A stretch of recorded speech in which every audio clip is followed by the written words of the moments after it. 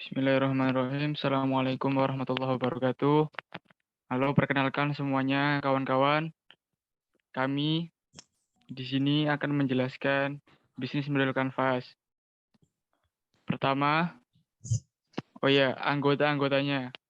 Anggotanya ada Anissa Najwa. Yang kedua ada saya, Muhammad Yahya Ayas. Yang ketiga ada Ardila Safira. Nama kelompok kami adalah kelompok empati nomor 17. Oke, jadi di sini kami akan menjelaskan bisnis model kanvas kami. Lanjut slide-nya. Oke, jadi bisnis model kanvas kami adalah mentai cake. Apa itu mentai cake? Mentai cake merupakan salah satu kudapan asin yang terbuat dari nasi dan diberi topping berupa saus mentai. Isian mentai cake biasanya terdiri dari campuran mayones, crab stick, dan jamur enoki. Untuk toppingnya bisa ditambah dengan potongan ikan salmon dan pinggirnya dibalut dengan ikan nori. Alasan kami memilih mentai cake sebagai bisnis model kanvas kami adalah karena yang pertama, mentai cake ini sesuai dengan tren yang ada saat ini di kalangan mahasiswa pada umumnya. Yang kedua, mentai cake ini yang berjualan masih sedikit sehingga peluangnya cukup besar untuk kita bisa mendapatkan keuntungan. Alasan ketiga, karena mentai cake bisa dijadikan alternatif pengganti kue tar yang biasanya manis. Oke, kemudian kami akan menjelaskan bisnis model kanvas mentai cake dalam segi program. Yang pertama ada key partner. Apa itu key partner?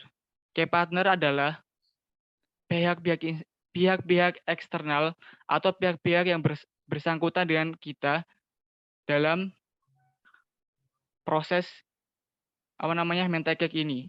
Ada distributor, ada supermarket atau supplier bahan. Yang ketiga ada e-commerce, kemudian ada Gojek dan juga atau Grab. Selanjutnya. Yang kedua ada key activities. Key activities adalah segala aktivitas yang dilakukan dalam bisnis, mulai dari awal hingga akhir.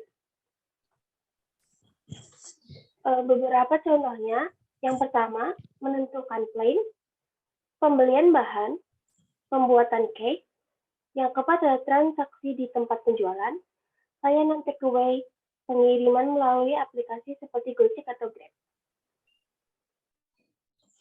Selanjutnya ke key resort. Key resort merupakan sumber daya atau elemen yang harus dimiliki oleh bisnis kami. Contohnya ada bahan baku makanan, sumber daya manusia, peralatan, smartphone, dan internet. Sumber daya yang harus kita punya atau kita miliki harus sumber daya yang berkualitas, seperti bahan baku makanan yang dicari harus aman, steril. Kemudian sumber daya manusianya juga harus yang benar-benar niat untuk menjalankan bisnis ini. Oke, selanjutnya value proposition. Apa itu value proposition? Value proposition adalah keunggulan dari produk kami. Keunggulan itu bisa menjadi sesuatu yang membuatnya menjadi spesial. Nah, pertama itu harga yang terjangkau. Karena kita menargetkan bisnis kita untuk kalangan mahasiswa, maka kita harus menyesuaikannya dengan kantong mahasiswa dengan harga yang terjangkau. Kemudian produk kita juga homemade atau produk rumahan. Yang ketiga, makanan kita memiliki kualitas yang terjamin. Selanjutnya, sangat cocok untuk yang tidak suka manis atau anti manis-manis. Nah, selanjutnya, cocok untuk yang penggemar seafood. Selanjutnya. Oke, selanjutnya ada customer relationship. Customer relationship ini menjelaskan tentang bagaimana kita memiliki hubungan yang baik dengan customer.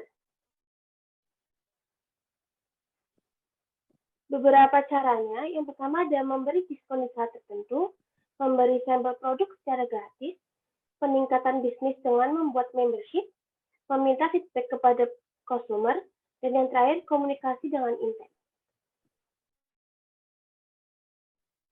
Selanjutnya ada channel.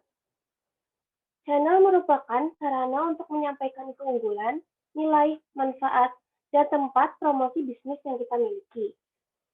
Beberapa channel untuk mempromosikan ada seperti Gojek dan Grab, media sosial seperti Instagram, WhatsApp, atau Twitter, dan endorse.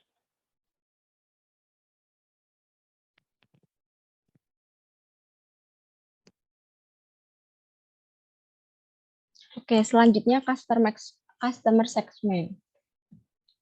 Merupakan untuk menentukan target pasar yang tepat. Yang pertama ada pelajar atau mahasiswa, karena biasanya pelajar atau mahasiswa menyukai makanan yang sedang tren yang saat ini, karena pelajar atau mahasiswa biasanya menyukai makanan yang sedang tren atau kebarat-baratan. Kemudian ada pecinta mentai. Tentunya kita membuat bisnis ini untuk para pecinta mentai. Oke, baik. Selanjutnya adalah cost struktur. Apa itu cost struktur? Cost struktur mencakup biaya apa saja yang harus kita keluarkan dalam bisnis model Canvas ini. Pertama ada biaya operasional. Yang kedua ada biaya bahan baku. Yang ketiga ada biaya pengemasan. Yang terakhir ada biaya upah atau gaji. Biaya operasional adalah biaya dalam proses kita membuat mentai. Nah, kalau biaya bahan baku, ya biaya-biaya yang dibutuhkan saat kita membeli bahan baku. Atau ya misalnya kayak beli beras, beli ikannya, beli norinya, bikin sausnya. Nah, biaya pengemasan itu kayak kita beli apa ya? Kayak kita beli box-boxnya gitu. Nah, untuk upah gaji ya upah dan gaji. Ya, selanjutnya silakan. Yang terakhir ada revenue streams. Ini merupakan sumber pendapatan dari penjualan kami. Biasanya berasal dari penjualan secara online dan offline. Kemudian berasal dari modal pribadi, dan yang terakhir ada cita rasa mentai. Mungkin sekian penjelasan dari BMC kami. Sampai jumpa di penjelasan berikutnya. Ya, baik teman-teman, terima kasih. Dari kami semuanya undur diri. Wassalamualaikum warahmatullahi wabarakatuh.